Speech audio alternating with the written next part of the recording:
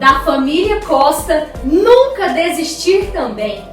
Entramos hoje em um quadro novo em nosso canal de testemunhos, testificações e história. Ei, você pode ser o próximo ou a próxima a sentar aqui. Sabe por quê? Porque senta que lá vem história.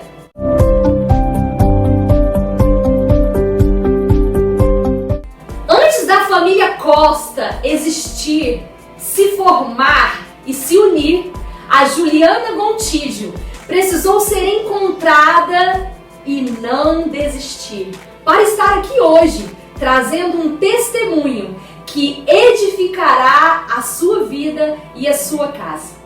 Nos conhecemos em 2003, estudamos juntas, e hoje eu quero começar perguntando com muita ousadia para você e para todos que estão assistindo te conhecer. Juliana, quem é Juliana Alves Gontijo da Costa hoje? Então, eu sou Juliana Alves Gontijo, serva do Senhor, missionária, esposa do Paulo, mãe do Silas. Profissionalmente falando, eu sou fotógrafa, sou formada em moda e hoje a minha renda é fotografia. Hoje ela vai trazer um testemunho para nós, mas antes eu quero trazer uma palavra para você. Ser salvo não te custa nada. Ser discípulo te custa tudo. Salvação não tem nada a ver com obras ou meritocracia. É fruto do sacrifício de Jesus na cruz e da graça de Deus em nossas vidas. Uma vida como discípulo de Jesus é a jornada necessária que inicia logo após sermos salvos e tem tudo a ver com as suas escolhas.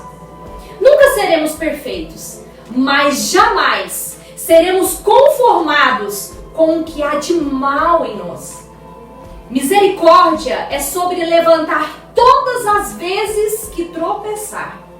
E enquanto vivermos, sermos transformados e não tolerar com os nossos erros e pecados ou justificativas para permanecer caído. Juliana, nos conta a sua vida antes da sua conversão.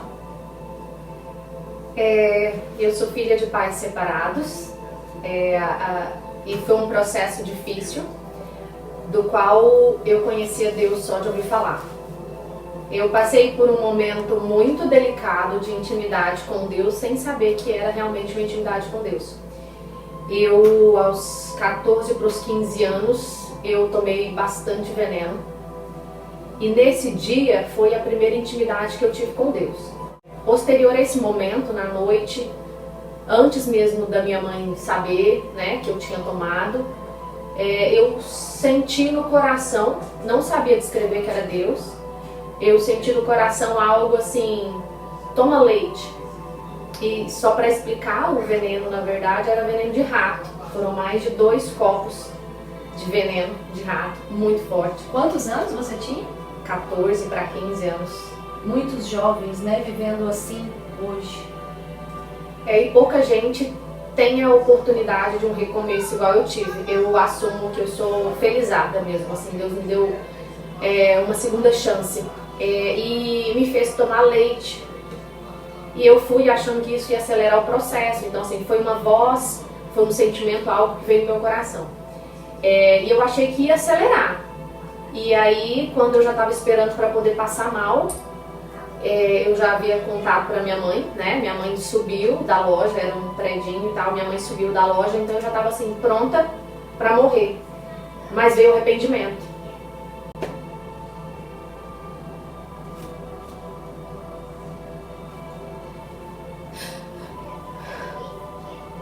Graças a Deus que houve um arrependimento. Houve um arrependimento e eu fui contar pra minha mãe. Na hora que eu vi o sofrimento dela, eu simplesmente fiquei esperando as coisas acontecerem e ela sofrendo. Tinha um amigo nosso lá, minha mãe tem loja, então tinha um representante lá no dia e a gente não tinha carro. E ela pediu por favor para ver se ele poderia levar a gente pro médico, né, pro hospital. E aí eu lembro muito bem que naquele dia o médico diagnosticou não, fez uns exames, olhou direitinho como é que tava, perguntou como que tava os meus sentimentos, o que eu tava sentindo, como que tava meu estômago, como que tava a questão do intestino, e tava tudo normal, eu só chorava mesmo. E então eu saí dali com ele conversando com a minha mãe, depois eu fiquei sabendo disso, que ele falou que eu tinha mentido. Para médico é difícil entender o milagre, né? Então ele falou assim, não, ela fez uma ameaça mesmo, assim, ela não tomou. Se ela tivesse tomado, ela não estaria aqui agora. Então foi aí que eu tive a primeira intimidade, sem saber que era Deus, mas hoje eu tenho a certeza de que Deus estava ali naquele momento. Um resgate. Ali já começou um resgate. Quando você falou sobre a segunda chance, eu lembrei que quantos de nós vivemos etapas de quantas segundas chances, né? Quantas segundas chances você aí na sua casa tem em relação à sua vida. Diante disso tudo que você viveu na sua adolescência, como você conheceu Jesus? Como que você foi salva? Então, o primeiro contato foi... Eu tinha uma amiga mais nova do que eu, né? A Gabi.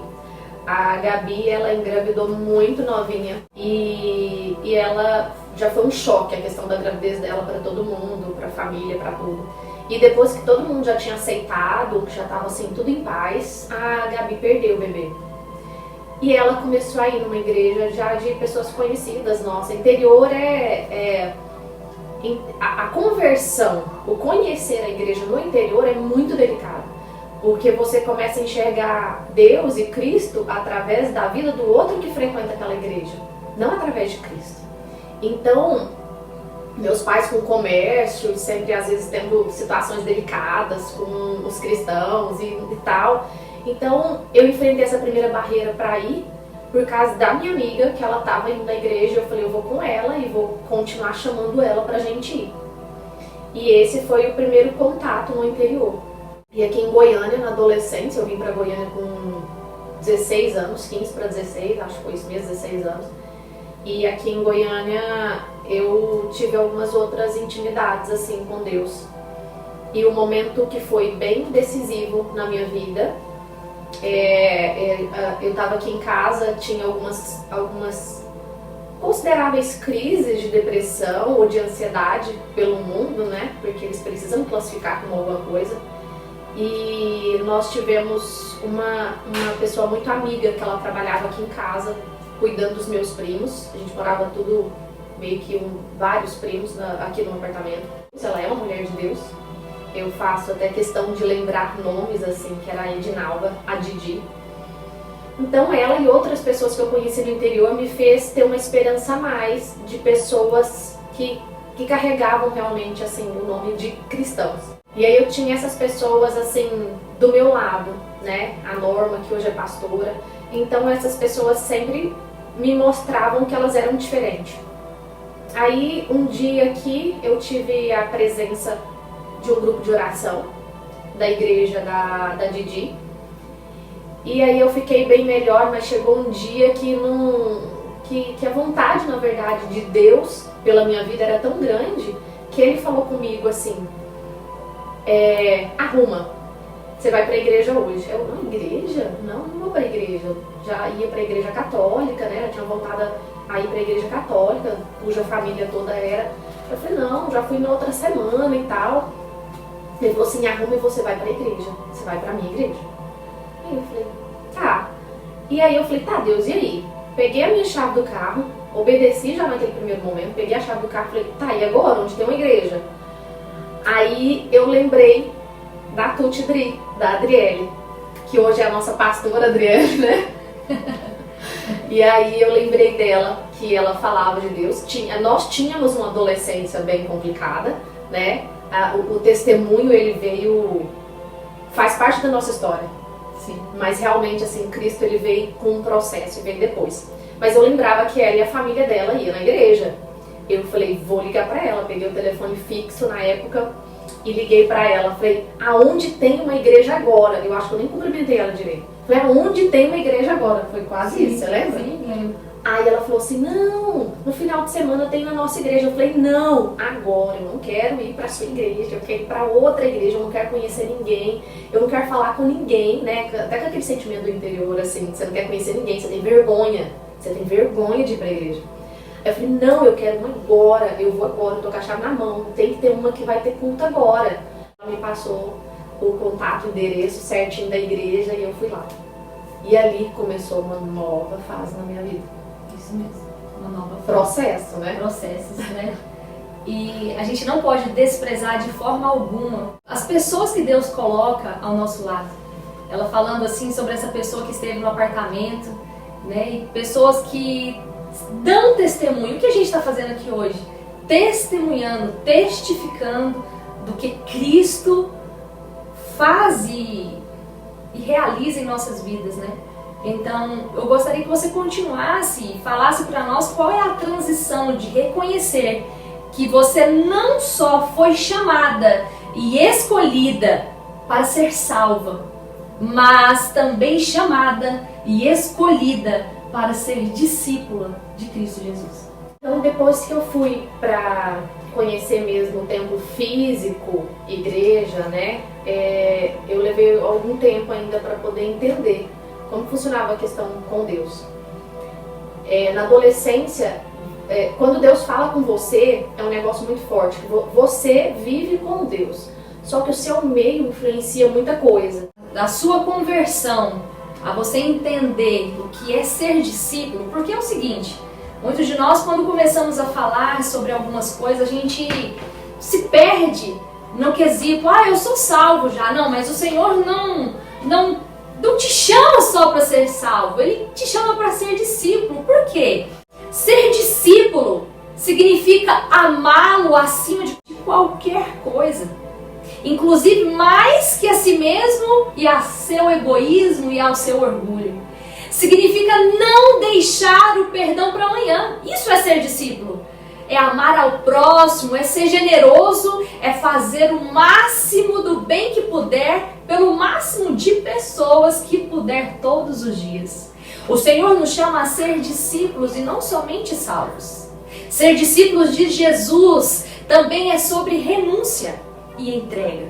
Você pode falar alguma coisa do que significa renúncia? Largar tudo aquilo que para você era prazer momentâneo ou prazer daquilo que te ensinaram, você lançar fora e renunciar, porque isso que faz toda a diferença no nosso dia a dia, é a renúncia e a entrega, é abrir mão da sua vontade para viver a vontade de Deus. Você pode falar alguma coisa para nós sobre isso?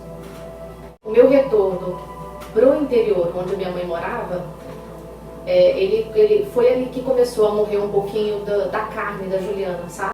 Começou a ser crucificada. Crucificada. Essa é a palavra. Então, assim, eu deixei de viver a minha vontade, porque você, eu morava em Londres, vivia meio que de aparências também, assim, né? Porque, eu sou assim, eu já tinha trabalhado com celebridades, e, meu Deus, eu vou voltar e vou pro interior, eu vou ficar no interior, né? Mentira. E sim, eu fiquei no interior, entendi que aquele momento ali era o que Deus queria pra minha vida, é o que Deus queria de fato no processo de carregar a cruz, era aquilo ali. Só que foi um momento, ele pode ser visto praticamente assim por todo mundo que me viu viver lá, todo mundo pode enxergar até muita dor, eu acho, não pode? Sim, quando a gente é crucificado, o que pode ser revelado não é só a dor interna, mas muitas das vezes a dor externa mesmo, de negar aquilo que tanto você deseja. Porque ser discípulo é sobre fugir do que te afasta de Deus. Entendeu? É correr para a presença dele todos os dias, mas é fugir daquilo que te afasta dele. Exatamente. Só que aí eu fui conhecendo de fato. Então, assim, era algo que era uma dor muito grande, mas que eu já conhecia a Cristo não só de ouvir falar. Eu conhecia a voz dele. E ele falava comigo. Já era ser pescada não só para ser salva, mas para ser discípula. Porque só um discípulo sabe escutar e obedecer sem sacrificar. É verdade. E aí em Mozarlândia, que é o interior que eu vivi, foi um processo de foram o quê? Eu acho que foram 1 ano e pouco, mas foi como se fosse 2, 3 anos. Era algo muito forte. Eu conheci os adolescentes da igreja lá e eu comecei a largar aquela Juliana de antes, de uma vida muito fútil, muito sem perspectiva, para eu conviver muito com aqueles jovens. E aí eu acabei pedindo para batizar. Aí chegou o momento realmente do meu batismo lá naquele lugar. E foi maravilhoso. Isso aí já é uma transição. Tudo isso que ela está contando é uma transição do que ela foi, né? Do momento que ela foi salva, do momento que ela foi batizada, e é o processo de ser pescada não somente mais como salva, mas como discípulo, né? E ser discípulo de Jesus custa muito. Custa sua própria vida terrena. É viver isso por 80, 90 anos aqui. Mas saber que existe uma eternidade nos aguardando e lá seremos recompensados por qualquer perda que tenhamos vivido aqui. Ser evangélico, ser católico, cantar louvores, achar legal ir à igreja é fácil. Difícil é ser verdadeiro discípulo de Jesus. É por isso que a Bíblia fala: muitos são chamados, mas poucos são escolhidos. Em Mateus 22:14. Por quê? Porque todos são chamados pelo amor de Deus, mas nem todos estão realmente decididos a viver. E abandonar e viver é uma coisa totalmente diferente. Tem gente que não abandona e continua levando aquela vida, e tem outros que abandonam para viver aquele chamado. Amém. Juliana, e você, a partir do momento que você viu essa questão da transição, da salvação, né, de conhecer o Senhor, da salvação, do batismo, e hoje o que você pode falar para cada um de nós que está te ouvindo, o que você hoje pode trazer para nós da sua intimidade, o seu caminhar de relacionamento com Deus? Que vale a pena tudo, vale a pena todos os momentos. Eu acho que na vida cristã, se de fato você quer viver em primeiro lugar a Cristo, que depois que você viver em primeiro lugar a Cristo, a Bíblia tem diversas promessas para nós. Então assim, eu tomo posse de todas elas. Então, depois que vocês quiserem realmente viver para Cristo, tudo vai valer a pena. O que talvez para os outros acham que pode ser um fardo grande, nunca foi. É um processo que lá na frente a gente vai glorificar a Deus por todo aquele processo que a gente passou. Largando de toda a situação que foi vivida no interior, que foi muito difícil, Deus ali enxergava um vaso novo, para que Ele pudesse colocar o azeite dele e que eu pudesse transbordar. Não vale a pena a gente ser só um vaso novo se não for para receber a essência de Deus. E por que nós vamos receber a essência de Deus só pra gente? Não adianta eu falar da minha vida, de todos os testemunhos que a gente teria assim horas e horas e horas, porque a minha vida é um milagre do início ao fim até hoje e vai continuar sendo. Se por acaso eu não achar que tudo valeu a pena, de que Deus na minha vida é maior do que tudo, que Deus na sua vida pode ser maior do que tudo. Ei, se Deus mudou a história da Juliana, Ele pode mudar a sua. Porque é fácil dizer que anda com Jesus no peito. É muito fácil dizer que anda com Jesus no peito. Difícil é ter peito para andar com Jesus. Eu quero te convidar para ter peito para andar com Jesus. Amém. É o que essa pequena grande mulher nos ensinou com essa história. Amém?